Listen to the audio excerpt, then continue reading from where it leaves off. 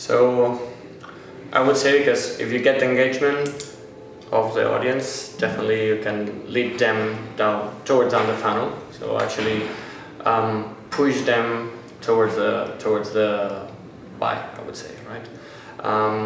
You can communicate brand with the awareness, but then what we try to do is to retarget through programmatics and target these people that might be in the window of buying that product. And if we actually made the right call with the creativity, and we actually get the engagement of that important audience that is about to convert, then it's quite plausible that they will convert, right? But that's why the creativity needs to be adopted to this type of people. They need to be engaged and feel attracted to this creativity or to this banner to actually go through this.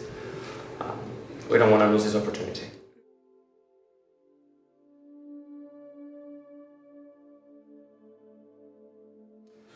So the main consequence is that most of the budget goes to TV or traditional formats, let's put it this way. That means that we get the leftovers, and with that we need to juggle with it and make magic to actually come up with proper creativities and proper engaging formats. Finally, what happens usually is that we actually get whatever TV or traditional formats provide. We destroy it and we recycle it, and we try to adapt it the best way we can. So the problem is that we don't create creativities for that format since the very beginning of the process, but we just adapt whatever it's created for other formats, which is not ideal. Right, and this is why I think it's really, Roger, it's very important to adapt the creativities for digital in a proper manner, and it's actually what I've been touching base on my presentation. Since many times a lot of brands are using the same assets for TV straight onto digital with no adaptation whatsoever, no matter the duration, no matter that doesn't have any branding on or whatever. They just shoot the commercials directly on the online environment, which is, well, I wouldn't say necessarily a mistake, but it's not something that we would recommend in order for the campaigns to have the proper KPIs that the brands are actually looking for.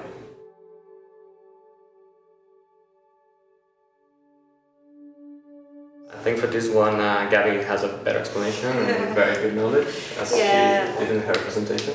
Yeah, actually, in my deck, I showed how the attention span in the digital world is very short in respect to, in comparison to television. And I think that this is actually the key answer to this question. We are really talking about creativities that can catch the attention of the user from the beginning.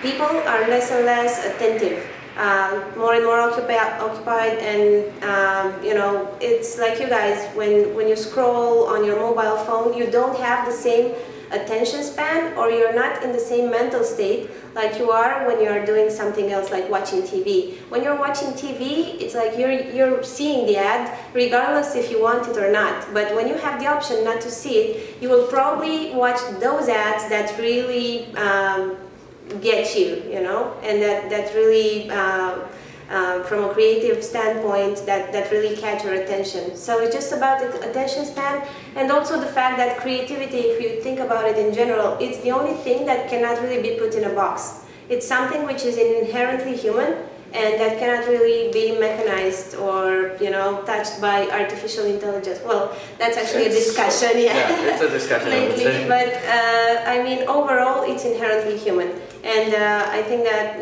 it's just humans speaking to humans in a very short attention span.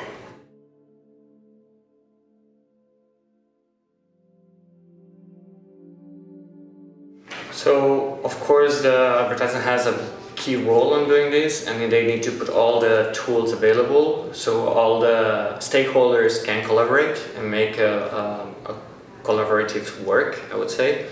But as well as our duty to find bridges to send information flow or generate information flow accordingly, work all together since the beginning of the process till the end, because there's different expertise in the process, and not I'm not an expert on media, but definitely what I can do is I can give my common sense and some tips or some feelings or gut feelings towards the media team. So working together with them, I can inspire them, and the opposite, they can actually orient me and inspire me the other way around. Going back to the question, the advertiser is the one that needs to put in place a process, but this process needs to be always refined by all stakeholders in order to make it efficient and effective. Actually, if you think about the process as it is, like if you're a typical advertiser, you first establish your idea of a campaign, and then you buy media, and then you establish the, you establish the KPIs and everything. I think it's really important for the media and the creative to work together from the beginning. And when I say from the beginning, I mean from the very start of the idea, so that they can actually give their expertise onto what works best from each standpoint. It's only this way that I think that advertisers are able to achieve their KPIs and objectives.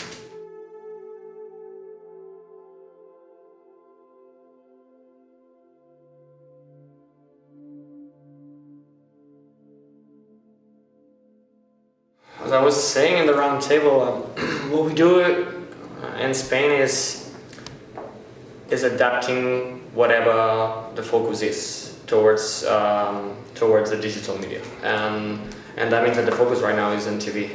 And what we do is try to break this down and recycle, as I was saying before. We are traditionally more conservative people, whereas in Norway and Nordic countries are more proactive in trying new technologies and new methods and methodologies. We can see that Teads, for instance, in our case, just released the first e-commerce platform to sell cars. So we are not the last, we are not the first, I would say we're in the middle.